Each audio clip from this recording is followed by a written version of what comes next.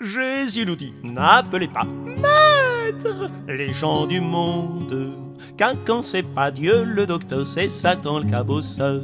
Satan nous conseille ses pompes, il dit c'est pour marcher. C'est vrai, il est maître chanteur, il est habitué. Il finit par nous pomper l'air et on ne voit plus la lumière du Fils de Dieu, le beau chemin des cieux. Jésus nous dit, n'appelez pas maître les gens du monde, car quand c'est pas Dieu le docteur, c'est Satan le cabosseur. Les grandes loges à Satan aiment briller par les pompes. Quel beau diplôme intelligent, c'est pour mieux qu'il nous trompe. Ô Père, je vous remercie, vous vous révélez au petit, ô Jésus-Christ, docteur de la vie. L'avènement de l'impie se produira par la puissance de Satan, avec toutes sortes de miracles, de signes et de prodiges mensongers, et avec toutes les séductions de l'injustice pour ceux qui périssent, parce qu'ils n'ont pas reçu l'amour de la vérité qui les aurait sauvés. Aussi Dieu leur envoie une puissance d'égarement pour qu'ils croient au mensonge, afin que soient jugés ceux qui n'ont pas cru à la vérité, mais qui ont pris plaisir à l'injustice. Seconde épître de Saint Paul aux Thessaloniciens. Certains ont la fâcheuse habitude, quand on leur crie alerte au loup, de tirer la bobinette et d'aller vite voir Mère Grand pour lui demander si elle est bien le grand méchant loup. Mais non, mon enfant, n'écoute pas ces ragots, ces vilains commérages. Ils te disent que j'ai de grandes oreilles, mais c'est pour mieux t'écouter, mon enfant. Approche donc un peu plus près. Ils te disent que j'ai de grands yeux, mais c'est pour mieux te voir. Et tatata, comme si le vilain méchant loup allait leur dire qu'il est un grand méchant loup. Allons donc demander à des voleurs s'ils ont l'intention de voler ou à des menteurs s'ils mentent. Mais non. Eh bien, voilà qui tient presque du miracle. Quand il s'agit de l'Église ou de gens que l'on prévient d'hérésie ou d'apostasie, ceux qui sont les fidèles vont demander aux apostats ou aux hérétiques déclarés comme tels, ou aux trompeurs, s'ils sont hérétiques et s'ils vous trompent. Mais pas du tout, mon enfant, n'écoutez point ces commérages, c'est moi, grand-mère. La chose est assez grave, les signes sont partout là, que le commérage serait peut-être la vérité. La personne qui en parle est de bonne foi, quoique un peu vive vu la gravité de l'alerte. Mais quel est ce Bouddha sur un tabernacle? Mais c'est très joli, mon enfant, c'est pour inviter à plus de vie d'intérieur. Et cette statue de Luther, le plus grand des hérétiques? Mais voyons, mon enfant, il faut quand même finir par se réconcilier. Et cette prière dans les mosquées? Mais mon enfant, le bon Dieu est partout, et la laïcité sans discrimination religieuse. Mais c'est la dignité humaine, au-delà de nos mesquines opinions. Approche un peu, mon enfant, pourquoi es-tu si loin de moi? Et ces grandes dents, Mère Grand? Mais c'est pour mieux te croquer, mon enfant. Et voilà comment finissent les petits chaperons rouges conciliaires, qui ont tellement côtoyé l'erreur qu'ils ont fini par être trompés, faute d'avoir suffisamment aimé la vérité, et s'être fait séduire par de fausses attaches, de fausses obéissances, et d'avoir si peu écouté l'enseignement infaillible de l'Église, de notre Seigneur Jésus-Christ, qui les avait pourtant prévenus de se méfier des loups déguisés en agneaux ou en Mère Grand, et qu'on les reconnaîtrait à certains signes. L'Église et la Vierge Marie sont des mamans, toutes les deux. C'est ce que l'on dit de l'Église peut être dit aussi de la Vierge Marie, et ce que l'on dit de la Vierge peut être dit de l'Église. Aimons-nous l'Église comme on aime sa propre mère, en sachant aussi comprendre ses défauts? Toutes les mères ont des défauts. Nous avons tous des défauts, mais quand on parle des défauts de notre mère, nous les excusons, nous les aimons ainsi. L'Église a elle aussi ses défauts. L'aimons-nous comme une mère? L'aidons-nous à être plus belle, plus authentique, plus selon le Seigneur? Pape François, audience générale du 11 septembre 2013. Comme ce que l'on dit de l'Église, on le dit aussi de la Vierge Marie, que l'Église aurait des défauts, donc la Vierge Marie a aussi des défauts. Pape François, je vous rends grâce, Seigneur, de m'avoir fait naître à la vie éternelle par votre sainte Église, une sainte catholique apostolique, votre épouse sainte sans ride ni tache, dont les véritables enfants sont tous saints et unis dans votre communion. Merci, Seigneur, de nous avoir donné votre mère toute pure, sans tache, pleine de grâce, sans défaut, pour mère, moi si indigne d'être son enfant. Parler d'un défaut est une chose, parler de crime en est une autre. Ici, il s'agit d'être les enfants d'une criminelle ou les participations à une organisation criminelle. C'est tout autre chose. En tant que chrétiens, nous n'avons pas à participer à des organisations criminelles. On n'a en aucune façon à participer aux œuvres de telles organisations. Mes prédécesseurs l'ont reconnu. Je demande, comme eux, je demande humblement pardon, non seulement pour les offenses de l'Église même, mais pour les crimes contre les peuples autochtones. Nous n'avons certes pas le même credo. Sainteté n'est pas criminalité. Je crois en l'Église une sainte, et non pas comme François le professe, en une Église criminelle. Ce qui entend toutes sortes de péchés, dont le mensonge, la révolte contre Dieu, ceux qui désobéissent à la parole de l'Église, n'agissent pas en tant que fils de l'Église, mais en leur propre nom. Donc ceux qui participent aux œuvres mauvaises, condamnées par l'Écriture, soulignées par saint Paul, n'agissent pas en tant que chrétiens, ou par la vertu de la grâce, mais en tant que membres retranchés de la vigne. Et l'Église n'est engagée nullement par les comportements, par leur comportement, elle est même combattue par eux, comme elle est combattue par ces papes conciliaires qui n'agissent plus en tant que papes, ne manifestent plus explicitement la foi, mais en leur propre nom, comme des loups dans une bergerie qu'ils ravagent. Ne les écoutez pas, ne participez pas à leur œuvre blasphématoire et criminelle. Vous serez calomniateurs des saints, quant à dire que le péché appartient à notre Seigneur. Jésus, c'est tout à fait blasphématoire et ignoble. Ceci est à toi. Quand nous allons nous confesser, par exemple, il ne faut pas croire que nous disons nos péchés et que Dieu les pardonne. Non, ce n'est pas cela. Nous trouvons Jésus-Christ et nous lui disons « Ceci est à toi. Et je te fais pécher encore une fois. » Et cela lui plaît. Ils ont pourtant lavé leurs robes, tachées par le péché, dans le sang de l'agneau.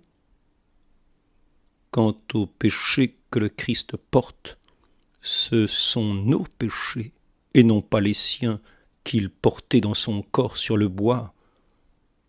De nos péchés dont il a été chargé, et non des siens, comme l'homme en blanc dit en disant « Ceci est à toi, je te fais pécher encore une fois. » Ces péchés ne sont aucunement à lui-même. Même s'il s'en charge pour les clouer avec lui sur le bois de la croix, pour qu'avec lui nous soyons morts au monde, qui gît tout entier dans le péché. Saint Jean, lui qui est l'agneau sans tache. C'est bien par le sang du Christ que nous lavons notre robe de nos péchés pour être purs devant l'agneau pur et paraître sans souillure devant le Père éternel sans souillure, dans lequel il n'y a aucune trace de péché. La manipulation consciente et intelligente des habitudes et opinions organisées des masses est un élément important d'une société démocratique.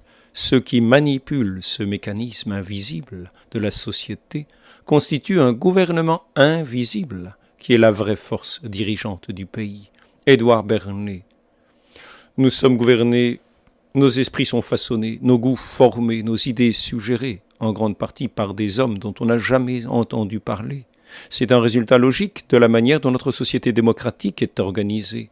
Un vaste nombre d'êtres humains doivent coopérer de cette manière s'ils veulent, sous peu, vivre ensemble dans une société qui fonctionne sans difficulté. Nos gouvernants invisibles sont, dans beaucoup de cas, inconscients de l'identité de leurs collègues dans le cercle fermé. Édouard Bernays, Propagande. De Lichtenberger précisait « La papauté s'éclipsera ». Olivarius voyait le grand monarque guerroyer pendant 4 ans. Après une paix de 2 ans, Paris était détruit. Il y aura un moment si affreux que l'on se croira à la fin du monde. Les éléments seront soulevés. Ce sera comme un petit jugement. Durant ce bouleversement qui sera général, non pour la seule France, Paris sera entièrement détruit. À la suite de ces événements, la révolution sera consommée. Alors, le triomphe de l'Église sera tel qu'il n'y en a eu jamais de semblable. La fleur de lys sort des nuages. La compilation de M. Pyrrhus revenait aux sources premières. Toute prophétie et révélation, y lisait-on, demeure d'accord. Les Turcs eux-mêmes s'y attendent qu'un roi de France lèvera les armes en main forte contre eux et les fera lâcher prise de tout ce qu'ils auraient conquis sur les terres chrétiennes et en Orient et en Occident et les réduira à l'obéissance et de l'Église catholique leur fera embrasser le baptême et ils vivront de fraternité et de religion avec nous. Ce roi réunira l'empire divisé en Orient et en Occident. Il sera seul empereur aimé et redouté de tous les hommes. Par lui, les royaumes chrétiens auparavant désolés de toutes les misères seront relevés et rétablis en grande splendeur. Par lui, il n'y aura au monde qu'un seul pasteur et une seule bergerie. Tout schisme et hérésie ôté, tout tyran et méchant puni ou tué. Il y aura un saint pape, un saint clergé, un saint roi de France, assisté de sainte noblesse et de bon peuple. La prophétie d'Orval l'emportait sur les autres par la restitution profonde. On n'en connaît qu'un fragment. En 1792, lorsque les moines d'Orval furent chassés par les armées de la République, ils se réfugièrent chez le maréchal de Bender, en faisant suivre leurs plus précieuses archives. L'abbé d'Orval devait un soir lire la prophétie du solitaire d'Orval en présence d'émigrés français qui furent impressionnés. Ils copièrent la partie qui intéressait les événements postérieurs à la chute de Louis XVI, parce que la partie antérieure leur avait donné confiance. Ce fragment ne serait imprimé qu'en 1829, mais on a la preuve que la prophétie tout entière était bien connue avant la Révolution. Cela résulte d'une enquête menée par l'évêché de Bordeaux, à la suite d'une mise en garde prononcée par l'évêque de Verdun. Ultérieurement, en 1851, le marquis de la Suderie certifiera par acte notarié avoir assisté à la soirée pendant laquelle la prophétie avait été lue en entier chez le maréchal de Bender. Le texte comprend 126 lignes articulées en 18 versets. Les versets 1 à 7 intéressent Napoléon Ier, les versets 8 à 11, la Restauration et la monarchie de Juillet, les versets 12 à 13, le Second Empire, le verset 14, la période des guerres mondiales et du rassemblement d'Israël, les versets 15 à 17, la guerre européenne qui verrait la destruction de Paris et le retour du grand monarque. Le verset 18, l'arrivée de l'Antéchrist et le combat des deux envoyés de Dieu, Enoch et Élie, avant la fin des temps. Voici en résumé ce que cela donne. Le Christ, clé de voûte de l'ancienne France, est roi universel des siècles et de l'éternité. Nous venons de voir que le roi, représentant de Dieu sur la terre, et le gouvernement royal avaient pour base l'autorité religieuse et familiale. Deux autres exemples célèbres montrent que toute la vie de l'ancienne France reposait sur la religion du Christ. La chevalerie et les corporations. Le jeune chevalier, avant que d'être armé, devait jeûner et passer une nuit en prière devant le tabernacle, puis se confesser et communier. Il jurait solennellement alors devant le Saint-Sacrement de défendre l'Église, son roi, le faible, le pauvre, la veuve, l'orphelin, et d'être toujours courageux, loyal et généreux. Quant aux corporations de métier, elles trouvent le plus souvent leur origine dans l'hommage fait à Dieu, et chacune d'elles tient à l'honneur de vénérer son saint patron. Voir G. Fanier, Études sur l'industrie et la classe industrielle à Paris au XIIIe siècle et XIVe siècle.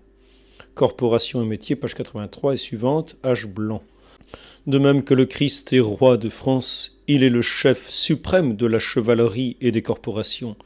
Le roi, la noblesse, le peuple, tous reconnaissent la royauté du Christ, qui est en réalité la clé de voûte de toute l'ancienne France.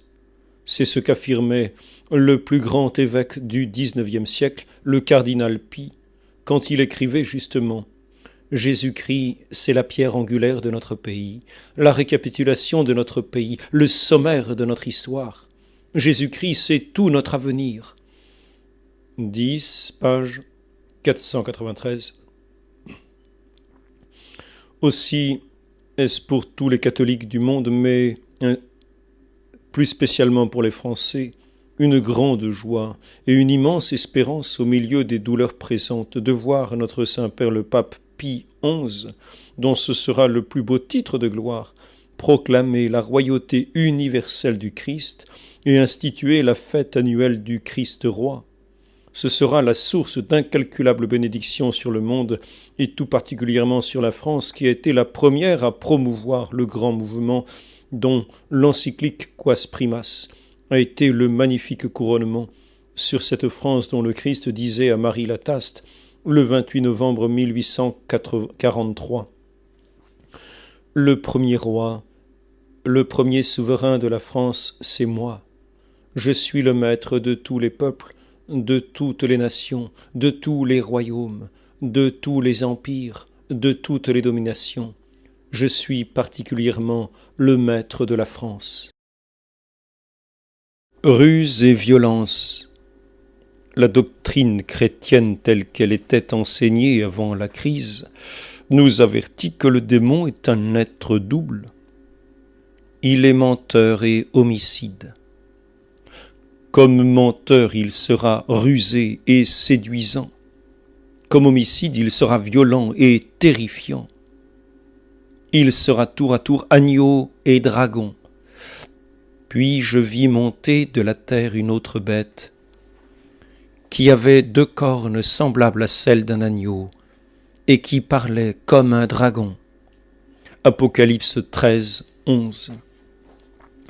Cette duplicité essentielle, il va la communiquer sur la terre à tous les organismes qu'il a créés pour faire la guerre au Christ et aux hommes.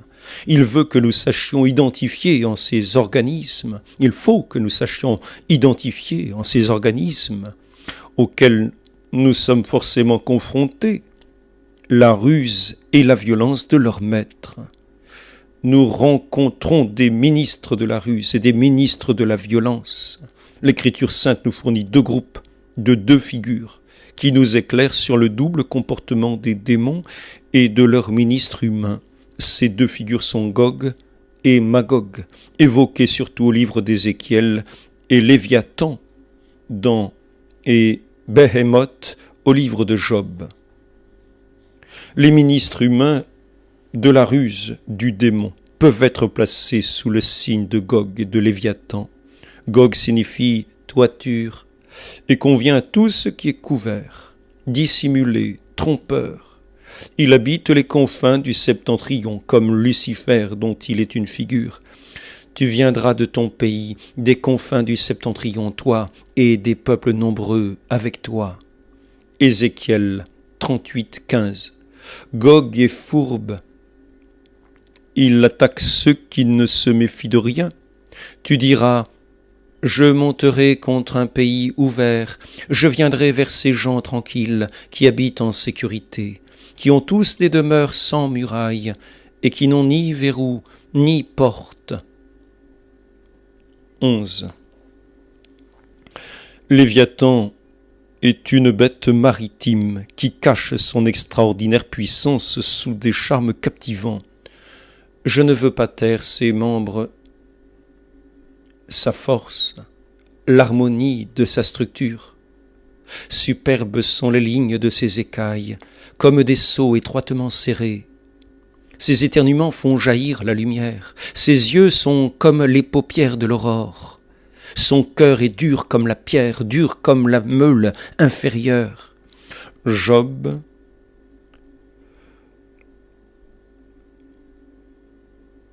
le Léviathan est identique à la bête de la mer qui apparaît dans l'Apocalypse. Tous ces prestiges dont Léviathan s'entoure sont mensongers. Ils sont les vestiges de sa beauté primitive, vestiges qu'il conserve dans son état de chute, car Dieu ne lui a pas ôté. Ce sont ces restes de beauté qu'il met en évidence quand il se travestit en ange de lumière. Bien des chefs historiques, des philosophes, des institutions entières, des nations même sont des Gog et des Léviathans. Il faut savoir les reconnaître. La franc-maçonnerie est le type de ces institutions séduisantes et tolérantes dans lesquelles règne l'esprit de Léviathan. Elle conduit prudemment ses adeptes à des conceptions qu'ils auraient rejetées énergiquement si on le leur avait proposé le jour de leur entrée en loge. Les ministres de la violence sont dépeints sous les traits de Magog et de Behémoth. Magog signifie sans toiture, c'est-à-dire sans dissimulation. C'est le symbole de la force cynique, brutale. Behémoth est une bête terrestre qui fonce comme un taureau. Vois Behémoth que j'ai créé comme toi. Il se nourrit d'herbe comme le bœuf. Vois donc sa force est dans ses reins et sa vigueur dans les muscles de ses flancs. Il dresse sa queue comme un cèdre, les nerfs de ses cuisses forment un solide faisceau, ses seaux sont des tubes d'airain, ses côtes sont des barres de fer, c'est un chef-d'œuvre de Dieu, son créateur l'a pourvu d'un glaive. Les montagnes produisent pour lui du fourrage, autour de lui se jouent toutes les bêtes des champs. Est-ce en face que l'on pourra le saisir avec des filets et lui percer les narines? Job 40. Behémoth n'est autre que la bête de la terre que l'on rencontre dans l'Apocalypse. Il est bien évident qu'il n'existe pas une spécialisation tranchée entre les ministres humains de la ruse démoniaque et ceux de la violence. Souvent ce sont les mêmes hommes, les mêmes nations qui exercent les deux ministères alternativement et même simultanément. Par exemple, la Russie soviétique, qui est particulièrement semblable à Behémoth, la force brutale terrestre, est aussi capable de séduction et de fourberie. Dans la guerre, il n'est pas possible d'éviter tous les coups, mais il faut éviter les imprudences. C'est une imprudence que de s'approcher inutilement de Léviathan et de Behémoth. Par exemple, pour essayer de discuter, de raisonner avec l'un ou l'autre. On ne discute pas avec le démon ou avec les siens. Une religieuse de Poitiers, Josefa Menendez, espagnole d'origine, a reçu de la Sainte Vierge des révélations qui éclairent notre sujet. Le démon est comme un chien furieux, mais il est enchaîné, c'est-à-dire qu'il n'a qu'une certaine liberté. Il ne peut donc saisir et dévorer sa proie que si elle s'approche de lui. et c'est pour s'en emparer que sa tactique habituelle est de se transformer en agneau. L'âme qui ne se rend pas compte s'approche peu à peu et ne découvre sa malice que lorsqu'elle se trouve à sa portée. Dans Un appel à l'amour, 13 avril 1921.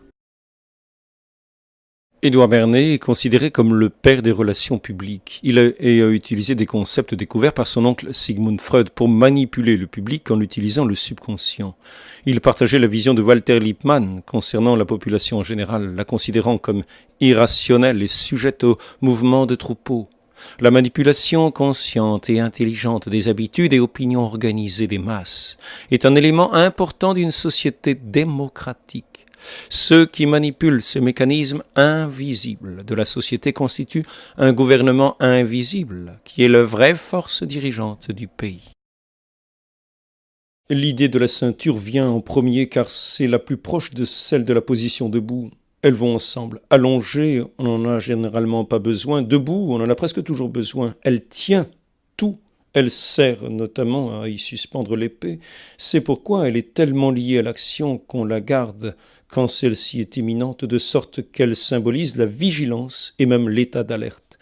Elle est ce qu'on garde de la position debout quand on doit être prêt à l'être d'une minute à l'autre. C'est pourquoi la Pâque devait se manger les reins sains, les sandales aux pieds et le bâton en main. Exode 12, 11. Et en toute hâte, c'est à peine si l'on en avait le temps, puisqu'il fallut partir d'Égypte cette nuit-là. Notre Seigneur nous dit de même « Tenez vos reins sains et vos lampes allumées, soyez semblables à des gens qui attendent leur maître. » Saint Luc 12, 25. Notez le rapport qui s'ajoute ici, de la lampe à la vérité. La ceinture exprime donc l'idée qu'on peut compter sur quelqu'un immédiatement et efficacement. C'est exactement l'idée de la vérité de Dieu. Il est toujours fiable, à tout moment, tout le temps, toute l'éternité. Il ne ment jamais, ne se trompe ni ne trompe jamais, ne faiblit jamais, ne comporte ni ombre, ni illusion, ni rien qui appartienne au simple domaine des reflets ou des reproductions ou des participations plus ou moins lointaines de l'être dans ce qu'il a de plus premier, vrai, authentique, non copié ni dilué. Dieu est lumière, en lui point de ténèbres. 1 Jean 1,5. Cette première arme divine est tout à fait primordiale, en effet. D'abord, pour une question de logique spirituelle, la connaissance précède l'amour, car on ne peut aimer ce qu'on ignore. L'intelligence précède donc la volonté.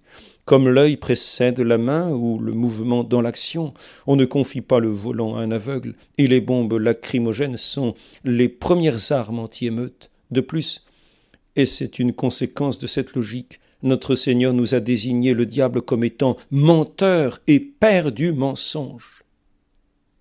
Saint Jean 8, 44, tandis que lui-même se présente ainsi à Pilate. Tu le dis, je suis roi, je ne suis né, et je ne suis venu dans le monde que pour rendre témoignage à la vérité. Quiconque est de la vérité écoute ma voix. Saint Jean 18, 37. Il fait donc un lien direct entre sa royauté et la vérité, de sorte que la vérité est l'arme royale par excellence de Jésus. Elle exerce un pouvoir royal par elle-même sur tout le monde de ténèbres que nous combattons. C'est pourquoi Jésus dit aussi « Qui fait la vérité vient à la lumière ».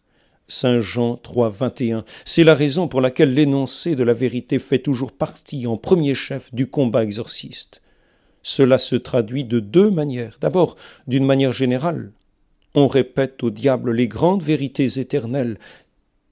Pour cela, on lit des passages d'évangile et l'on énumère toutes sortes de vérités de la foi. Les textes exorcistes en sont truffés et le symbole de saint Athanase est reproduit à dessein après le grand exorcisme. Ensuite, de manière particulière, on insiste pour faire toute la vérité possible sur l'affaire présente.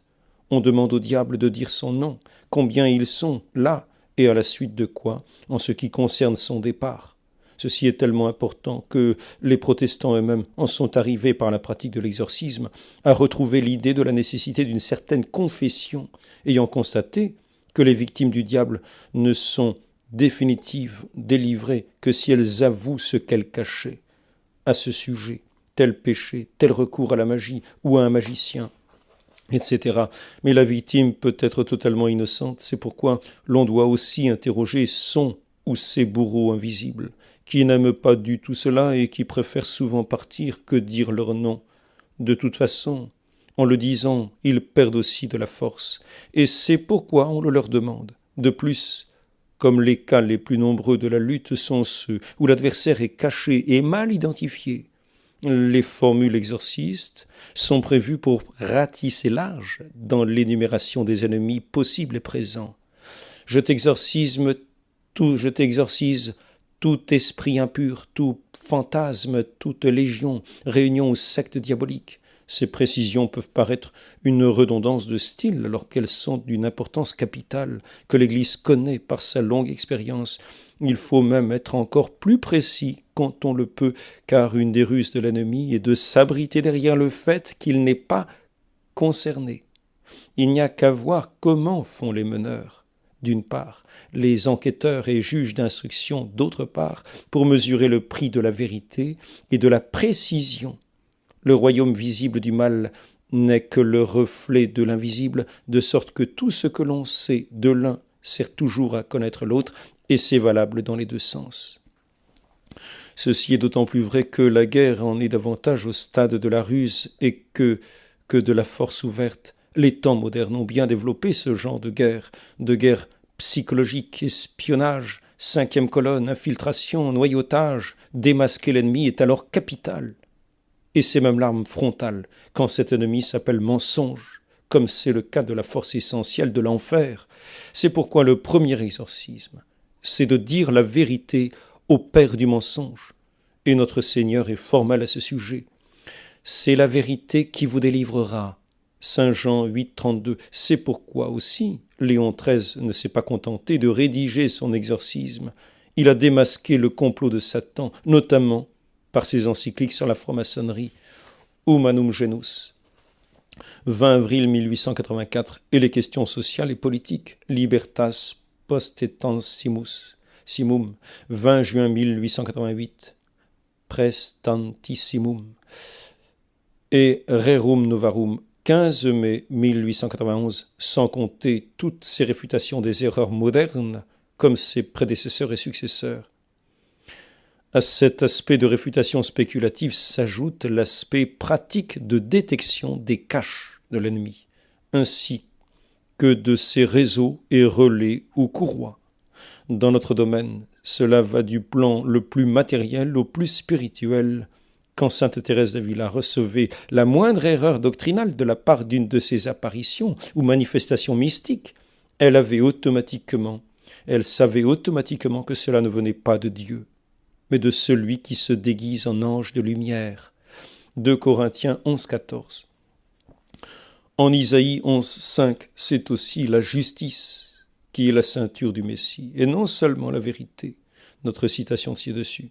Cela montre bien que le lien étroit qu'il y a entre la vérité et la justice, déjà au sens moderne de ces mots, encore plus au sens biblique, qui est plus vaste, la justice incluant en fait l'idée de sainteté, qui est forcément liée à la vérité, comme le péché est lié au mensonge et à son père, d'où ce qui suit immédiatement dans l'armure de saint Paul. La justice pour cuirasse. Bonjour, c'est moi, Berboglio, le pape. Je vous fais aujourd'hui ma nouvelle petite conférence. Pourquoi a-t-on changé la messe et tout l'aspect culturel de la religion? Ah, en voilà une question. C'est le Saint-Esprit l'important. Il est mystérieusement en chacun. Et c'est lui qui agit en chacun, quelle que soit sa religion. La liturgie était la prière du Christ en persona Christi. Mais on a enfin compris que ce qui importait, c'était la méthode qu'il nous montrait. D'ailleurs, lui, ou n'importe qui, puisque tout le monde est animé de l'Esprit Saint. Maintenant, c'est la prière de chacun, suivant les lieux, les traditions, Ce n'est plus la prière immuable du Christ, in persona Christi, par le prêtre, mais celle de chacun du peuple. D'ailleurs, nous sommes tous des Christ. D'ailleurs, même le athée a une vie d'intériorité. Je vous l'ai déjà dit, chacun du peuple s'adresse directement à Dieu, ou au Père, ou bien c'est aussi la prière de chaque culture, chaque religion. Ce n'est plus une persona Christi ou de la nouvelle manière. Manière Vatican II, quand on vous a dit que le Christ, par son incarnation, s'est uni à tout homme. GS 22.2.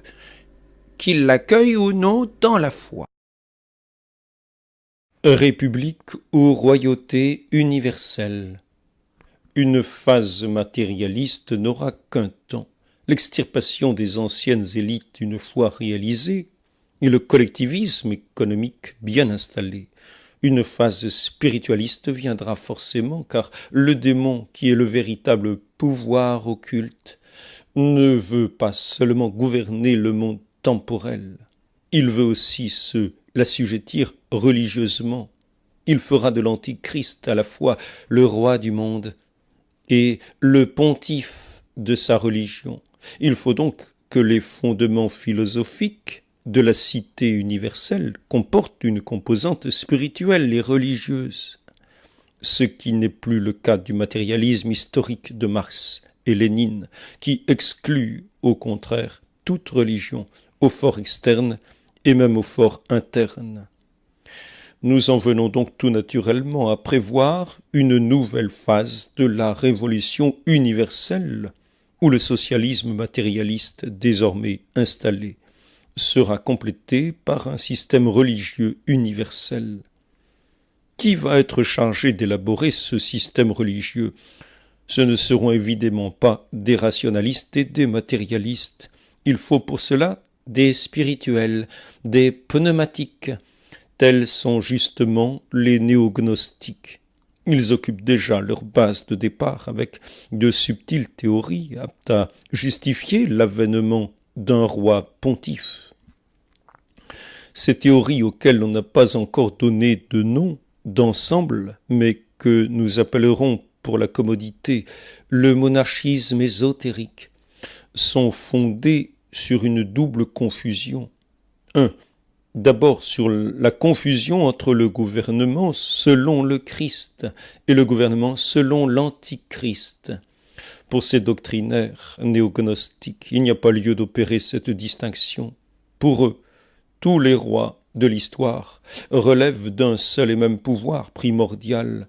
Ils confondent dans le même principe d'autorité le pouvoir titulaire, qui est le Verbe incarné, et le pouvoir de l'usurpateur, qui est le prince de ce monde.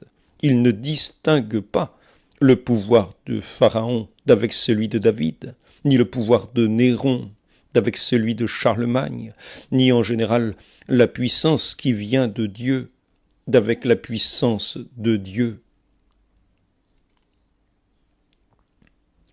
Aux yeux des chrétiens, au contraire, la distinction s'impose entre les rois qui sont les annonciateurs et imitateurs du Christ et les rois qui sont les précurseurs, ou pour mieux dire, les préfigurations de l'Antéchrist. À cette première confusion des doctrinaires, les doctrinaires de la royauté ésotérique en ajoutent une autre. Ils consolident le pouvoir temporel et l'autorité spirituelle sur la tête d'un seul et même personnage qui sera à la fois roi et pontife, comme l'étaient les empereurs de Rome. Ils donnent les Césars romains comme type de ce qu'ils appellent la royauté sacrée. Et cette royauté sacrée, ils la déclarent traditionnelle, patriarcale, immémoriale, primordiale, comme ils le font pour toutes les composantes de l'ésotérisme. Une telle consolidation des pouvoirs s'oppose à la théorie chrétienne des deux glaives, selon laquelle Jésus-Christ a institué sur la terre un vicaire de ses pouvoirs religieux et un lieutenant de ses pouvoirs temporels. Le vicaire c'est le pape, successeur de Pierre, et le lieutenant, c'est le roi sacré, à Reims, avec l'huile miraculeuse. Le vicaire et le lieutenant ne dépendent pas l'un de l'autre. Ce ne sont pas les pontifes qui nomment les rois, ce ne sont pas les rois qui nomment les pontifes. Tous les deux dépendent directement du Christ. Ils reconnaissent leur pouvoir réciproque et ils ne les contestent pas. Pourquoi dans la doctrine chrétienne deux autorités et non pas une seule? Parce que Dieu ne donne pas sa gloire dans l'état de nature déchue. Dieu ne confie pas tous ses pouvoirs à un seul homme. La consolidation des couronnes royales et pontificales sur une même tête ne convient proprement qu'à notre Seigneur. Elle convenait aussi à Adam en tant qu'il restait dans l'innocence primitive, où l'âme commande au corps. C'est pourquoi Adam pouvait être à la fois roi de la terre et pontife du Très-Haut. L'Antichrist, en tant qu'il est l'ayant droit de celui qui a triomphé d'Adam, fera valoir cette même consolidation des pouvoirs et se déclarera roi pontife. Les néognostiques, quand ils enseignent la consolidation des pouvoirs, et quand ils mêlent et confrontent la royauté chrétienne avec la royauté païenne, ne font rien d'autre que de poser les fondements des prétendus droits royaux et sacerdotaux de l'Antichrist. Il est facile de prévoir qu'une phase gnostique est en préparation. Le socialisme absolu et universel, qui assujettit tous les hommes ensemble par les liens de l'économie, va être complété par une uniformisation religieuse qui assujettira toutes les âmes dans la même religiosité luciférienne.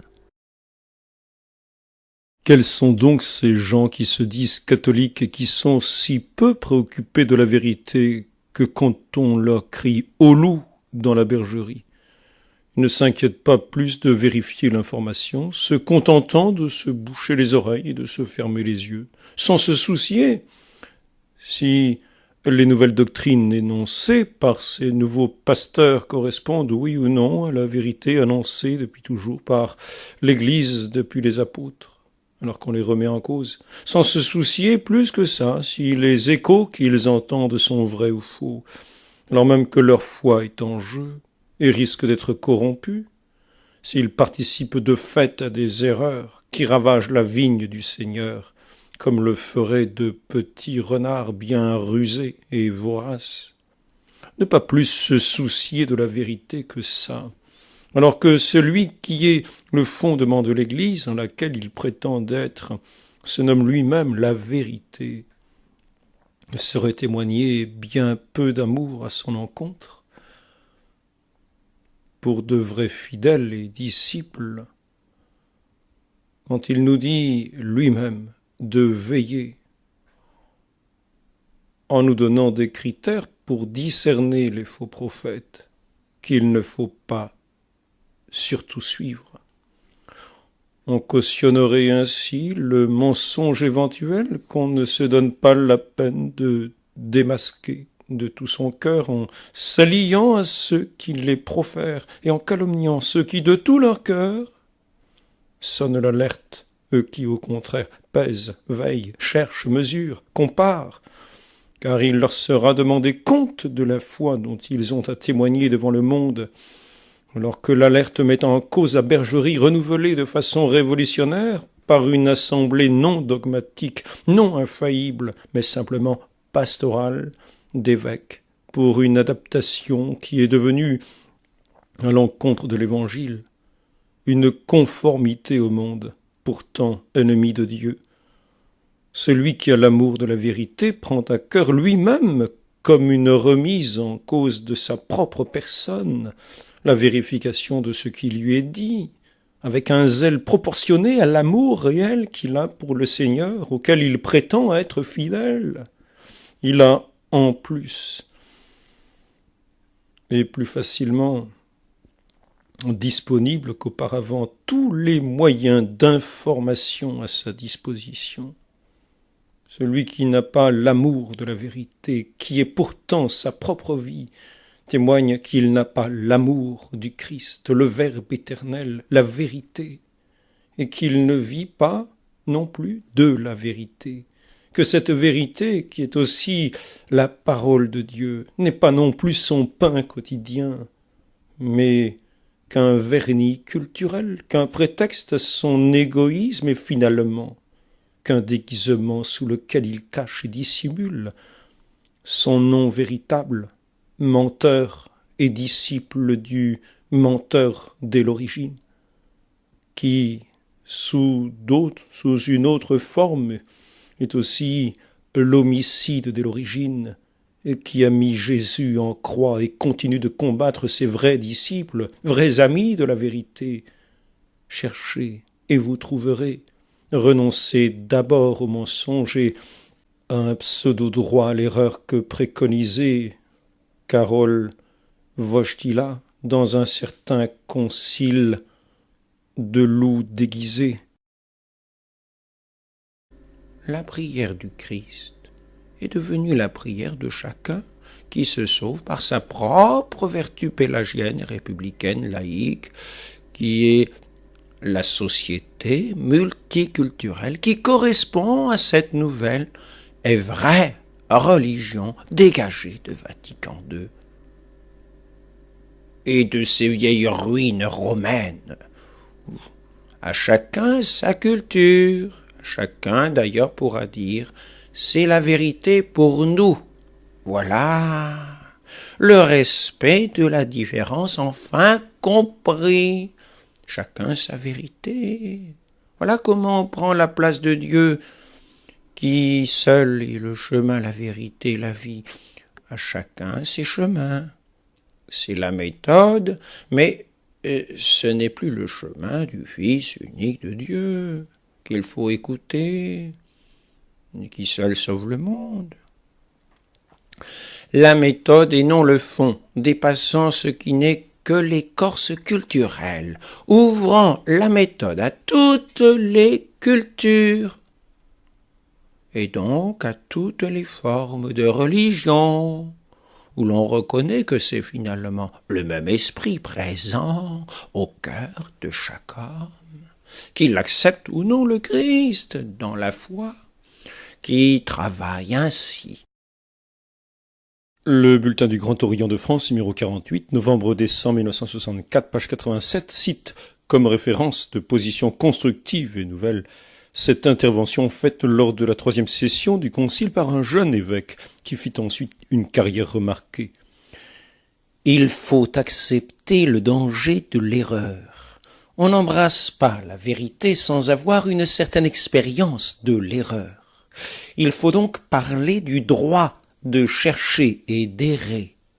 Je réclame la liberté pour conquérir la vérité. Cette déclaration plut tellement aux francs-maçons qu'ils la soulignèrent, elle est très grave. Elle est de monseigneur Wojtyla, évêque de Cracovie. Pour un catholique, ce n'est pas la liberté qui engendre la vérité, c'est notre Seigneur. Si vous demeurez dans ma parole, vous êtes vraiment mes disciples. Vous connaîtrez la vérité, et la vérité vous rendra libre. Jean 8, 32. Mais nous sommes de Dieu. Celui qui connaît Dieu nous écoute. Celui qui n'est pas de Dieu ne nous écoute point. C'est par là que nous connaissons l'esprit de la vérité de l'esprit de l'erreur. 1 Jean 4, 6. L'hybridation générale. Tout le monde parle ouvertement de la future République universelle qui est l'objectif des sociétés de pensée et des congrégations initiatiques depuis les utopistes de la Renaissance. Les organes préparatoires de cette République fonctionnent déjà, mais il reste encore des particularismes à niveler. La destruction des nations est en cours. Elle l'est grâce au régionalisme qui les découpe en tronçons et réalise la phase du solve. Elle est aussi grâce au travail de fédération qui résoudent les tronçons issus du découpage régionaliste et réalise la phase de coagula.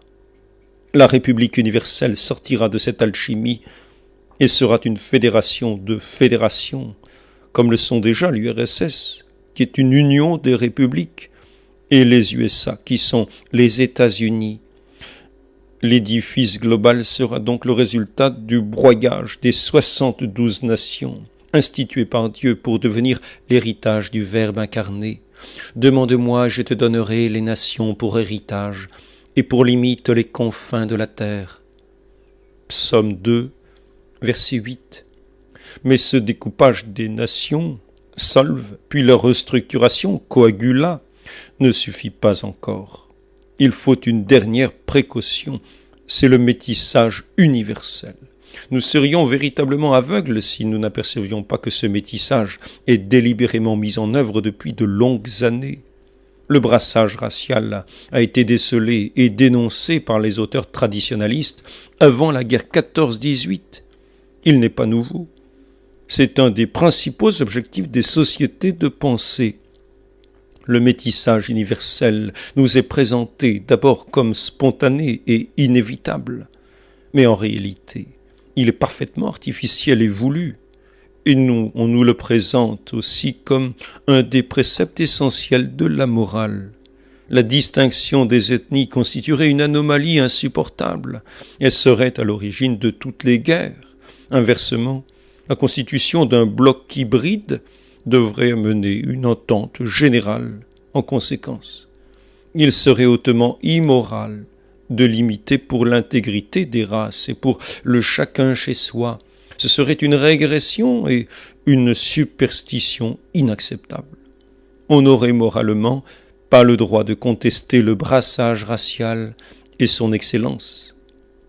Le but donc de cet effort prolongé est d'obtenir une race métissée universelle, et il faut reconnaître que le meilleur moyen de neutraliser les réactions des individus, des familles et des nations, c'est de les abattardir. Un gouvernement mondial se trouverait ainsi devant une masse amorphe, sans tradition, ni sensibilité. Il suffirait de pratiquer à son égard la politique du panem et circenses, du pain et des jeux des cirques, chers aux empereurs païens. C'est une telle masse humaine qui se prêtera le mieux, en effet, au collectivisme absolu des biens matériels et à la religion gnostique, laquelle sera faite de sorcellerie à la base et de mystique luciférienne pour les élites. C'est déjà un peu ce que nous observons dans les grandes capitales du monde. Partout, nous y croisons dans les rues les mêmes visages, le même mélange de population. Rien ne ressemble plus aux foules de Paris que celles de Tanger, de New York, de Mexico, de Santiago. Tout l'universalisme, tous universalisent même la race. Toutes les races se laisseront-elles englober dans ce même métissage? C'est peu probable. Les Juifs résisteront certainement, eux, qui trouvent l'abattardissement excellent pour les autres, mais qui savent très bien s'en défendre pour eux-mêmes. Ils ne seront pas les seuls. La résistance à l'abattardissement va dégager des forces dont le diable ne manquera pas de tirer bénéfice. Des théories hyper-eugénistes sont déjà prêtes à être diffusées. Elles serviront de base hautement scientifique pour inspirer les inévitables réactions que le métissage universel provoque déjà. Elles permettront d'enrôler des miliciens, des technocrates pour l'Antichrist, des surhommes commandant à des métis. Voilà ce que l'on nous prépare. Le nouvel ordre mondial, théorie de contrôle de l'esprit et technique utilisée par les masses médias, les médias de masse. 2 Corinthiens 11-13. Ces hommes-là sont de faux apôtres, des ouvriers perfides déguisés en apôtres du Christ. Et ce n'est pas étonnant, car Satan lui-même se déguise en ange de lumière. Il n'est donc pas étrange que ces ministres aussi se déguisent en ministres de justice. Leur fin sera selon leurs œuvres. Paul VI, 1969. Le Concile a modifié d'une façon importante le jugement et l'attitude que nous devons avoir devant le monde. de la deuxième lettre aux Corinthiens de saint Paul, chapitre 6. Ne formez pas avec les incroyants un attelage disparate, car quelle association y a-t-il entre la justice et l'iniquité? Ou quelle communion entre la lumière et les ténèbres? Quel accord entre le Christ et Bélial? Quelle part le croyant a-t-il avec le non-croyant? Quel rapprochement entre le temple de Dieu et les idoles? Car nous sommes le temple du Dieu vivant, comme Dieu l'a dit.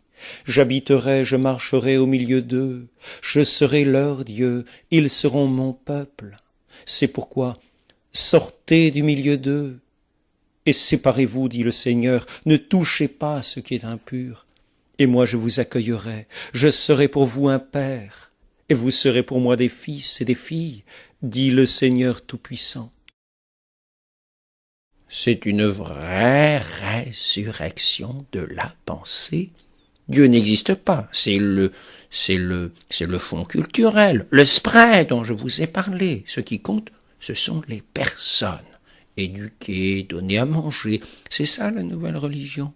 Pourquoi le Concile n'a-t-il pas condamné le communisme alors qu'il condamnait toutes les autres dictatures? Mais c'est parce que le communisme a compris la vraie essence du christianisme, au-delà de son revêtement culturel de Dieu. C'est la vraie fraternité universelle, au-delà des religions, et par elle aussi, si on veut, mais ce n'est pas l'important. Je vous l'ai déjà dit, cela ne m'intéresse pas. Que des enfants soient élevés par des parents catholiques, protestants, orthodoxes, juifs. Donc la foi importe peu. Les sacrements que nous avons d'ailleurs modifiés, encore moins. C'est moi, le pape successeur de Saint-Pierre, qui vous dit cela. Il faut donc me croire. Je vous bénis de ma nouvelle loge italienne. À bientôt, chers frères. La citadelle Sion. Parmi les forces de réaction, il faudrait pouvoir citer l'Église catholique. Malheureusement, elle est aujourd'hui neutralisée par un puissant réseau de prélats progressistes qui, agissant en liaison avec les loges maçonniques et avec certains milieux soviétiques, l'a enrôlée dans le camp de la contre-Église, la réduisant au rôle de courroie de transmission. Ils ont pris le pouvoir à l'occasion du dernier concile œcuménique grâce à un véritable coup d'État ecclésiastique que les observateurs ont tout de suite comparé à la révolution d'octobre en Russie. Il est bien évident que les forces de révolution installées ainsi au sommet de l'Église ne se laisseront pas déloger. Bien entendu, elles entendent bien et elles en ont les moyens, demeurer désormais maîtresses du siège apostolique. Sous la dénomination de religion catholique, les sociologues, les journalistes, les historiens, les philosophes trouvent maintenant deux religions distinctes. La religion pré-conciliaire, qui se perpétue chez les traditionalistes, et la religion post-conciliaire, qui modifie ses statuts, mais que les pouvoirs publics reconnaissent comme le seul véritable catholicisme. Ces deux religions se font la guerre. Elles se déclarent incompatibles et elles s'excommunient l'une l'autre. Le catholicisme post-conciliaire a abandonné l'ancien esprit. Il est devenu un corps vide d'âme. Il présente toutes les apparences de la mort. Il s'agit là, cela ne fait aucun doute, de la crise sans précédent dont les prophéties nous annoncent qu'elle doit s'abattre sur l'Église à l'approche de la fin des temps. Crise que les textes sacrés décrivent comme l'abomination de la désolation se tenant dans le lieu saint. Saint Matthieu, chapitre 24, verset 15. Il doit y avoir alors sur la terre une grande tribulation, comme il n'y en a pas eu depuis le commencement du monde. Saint Matthieu, chapitre 24, verset 21. Sommes-nous parvenus à cette phase terminale? Les prophéties de l'Écriture sainte ne nous permettent pas de répondre à cette question, parce qu'observant l'histoire de trop haut et de trop loin, elle n'entre pas dans le détail de chaque époque. Pour y répondre, Il faudrait recourir aux prophéties de la révélation privée, qui sont de moins grande amplitude, mais qui entrent dans plus de détails. Or elles sont unanimes à affirmer qu'avant les tribulations dernières, la terre traversera une crise prémonitoire, identique dans sa nature à la crise finale, mais atténuée quant à son intensité. C'est cette crise prémonitoire qui secoue aujourd'hui l'Église. Il n'est donc pas étonnant qu'elle se présente comme un corps qui a perdu son âme. Elle se trouve dans un état semblable à celui de notre Seigneur Jésus-Christ. Quand il fut déposé au tombeau, son corps était à la fois mort et divin, ce qui paraît incompatible. La rédemption est un mystère. Il en est de même aujourd'hui de l'Église, qui est le corps mystique de Jésus-Christ. Elle paraît morte puisqu'elle a perdu l'ancien esprit, mais elle reste divine, d'où les égards que nous devons conserver à cette charpente vide, nonobstant l'indignation que provoquent en nous les discours et les actes de ces grands prélats, et même de ces pontifes. Il ne faut pas que cet état de choses nous scandalise. Les textes sacrés nous avertissent de ce qui doit se passer précisément, pour que nous n'en soyons ni surpris ni troublés. Il faut que les scandales arrivent. Malheur seulement à ceux par qui ils arrivent. Conservons toute notre sérénité. Notre Seigneur a fait à l'Église des promesses de pérennité. Si ces promesses avaient été destinées à mettre l'Église à l'abri de toute blessure et de toute division, on peut dire qu'elle n'aurait pas été tenue, car de fait, l'Église a été bien souvent blessée et divisée. Elle a perdu de grands lambeaux qu'elle n'a jamais retrouvés. Schisme grec, l'hérésie protestante, la mort apparente d'aujourd'hui. Les promesses de pérennité assurent seulement à l'Église qu'il se trouvera toujours en elle un noyau vivant pour offrir une résistance à l'ennemi. Il y aura toujours une citadelle qui ne se rendra pas. Le vaisseau de l'Église ne sombrera jamais, mais il pourra subir de graves avaries, son commandement pourra même être tué, la pérennité réside dans le donjon.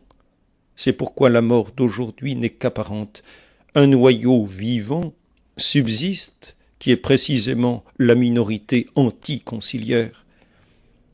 Elle est la place forte de Sion, la citadelle de Jérusalem. La synagogue des Juifs avait déjà subi de semblables éclipses. La perte de l'arche d'alliance, puis la captivité de Babylone étaient aussi des morts apparentes. Tel est le régime du corps mystique. Il n'est pas mieux traité que le maître. Les blessures profondes que l'Église ne pouvait pas éviter sont figurées à la messe par la fraction de l'hostie. La messe est une prophétie qui contient en résumé les phases de la vie de l'Église. La fraction de l'hostie représente les déchireurs qui l'ont lacérée. Mais Dieu sauve ce qui va périr et qui ne dispose plus d'aucune ressource naturelle. C'est en cela qu'il est sauveur. Il étendra ses mains sur la mer, il apaisera la tempête, il se fera un grand calme. Que ferait de plus un pape s'il était franc-maçon que ce qu'il ne fait déjà actuellement? Et que ferait de plus un franc-maçon que celui qui est à la tête du Vatican s'il était incognito au Vatican? C'est-à-dire le culte de l'homme, les droits de l'homme, la laïcité, le développement intégral de l'homme, un indifférentisme religieux où l'important est le respect de la dignité humaine, tout en gardant une coloration culturelle, folklorique catholique pour satisfaire le soutien républicain maçonnique à couleur catholique que sont devenus en général les conciliaires. À chacun sa vérité. Il ne faut pas juger, mais surtout pas au bon Dieu qui, lui, exercerait une dictature de la vérité tyrannique, un jugement injuste et insupportable, condamnant l'erreur, le mensonge, jugeant le péché. Et d'ailleurs, que ferait un musulman incognito s'il s'était subtilement emparé de la tête du Vatican? Pas grand-chose de plus que ce que fait le locataire actuel, sinon favoriser l'islam en disant le plus grand bien, comme une religion de paix, ayant une grande richesse culturelle à proposer au monde, favorisant purement et simplement, au-dessus de tous, une invasion de ce qui reste de vieille chrétienté catholique, et particulièrement de la fille aînée de l'Église, par des millions de musulmans, ou encore priant dans des mosquées, pour en donner l'exemple, embrassant spirituellement le Coran comme étant d'une grande tradition religieuse, au moins à égalité avec les autres.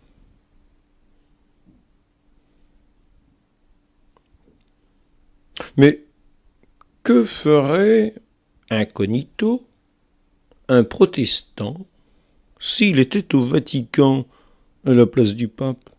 Pas tellement plus que celui-ci ne fait, pour la reconnaissance du protestantisme de son fondateur Luther avec une statue au Vatican et un timbre imprimé en son honneur avec un abaissement quasi perpétuel de l'Église catholique, rabaissée au rang de tradition religieuse comme le protestantisme, avec de nombreux actes de repentance pour une Église catholique dénoncée comme criminelle, une Vierge Marie entachée de défauts, comme toutes les mères, comme toutes les mamans, dans une vraie banalité de langage,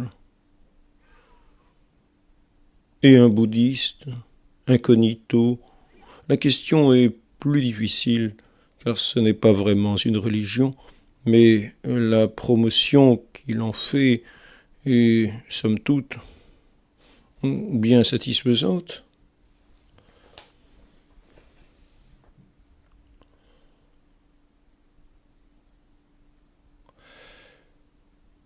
Les propres de la religion étant dénoncées comme étant pleines d'erreurs, il faudrait rechercher une vie d'intériorité que d'ailleurs même un athée peut avoir. Et quoi de mieux pour cela que la méditation bouddhiste? Que ferait un communiste s'il était incognito au Vatican, avec la volonté de saper les fondements de la foi de l'Église sur laquelle celle-ci repose, comme sur un roc? Encore une fois, étrangement, pas grand-chose de plus que de prêcher l'indifférentisme religieux, montrant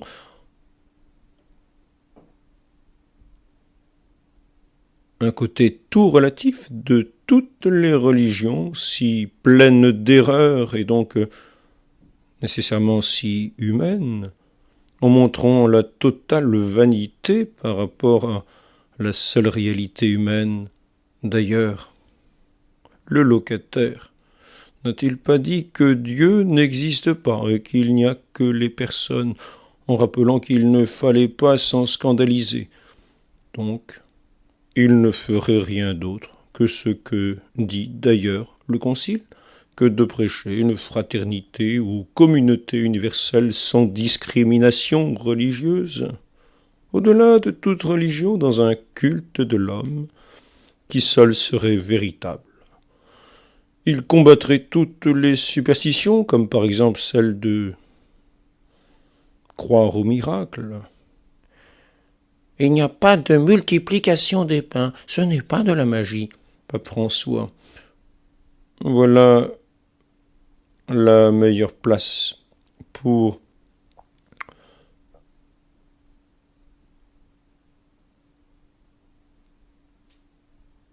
démolir la foi de l'Église.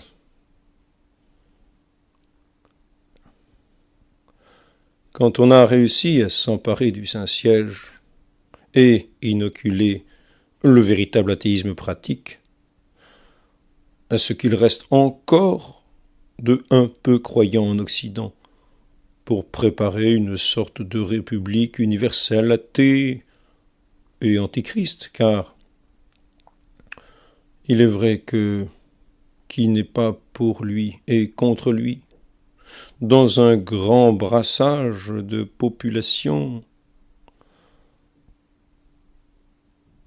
afin d'amener la confusion de tout le genre humain, comme dans une nouvelle tour de Babel.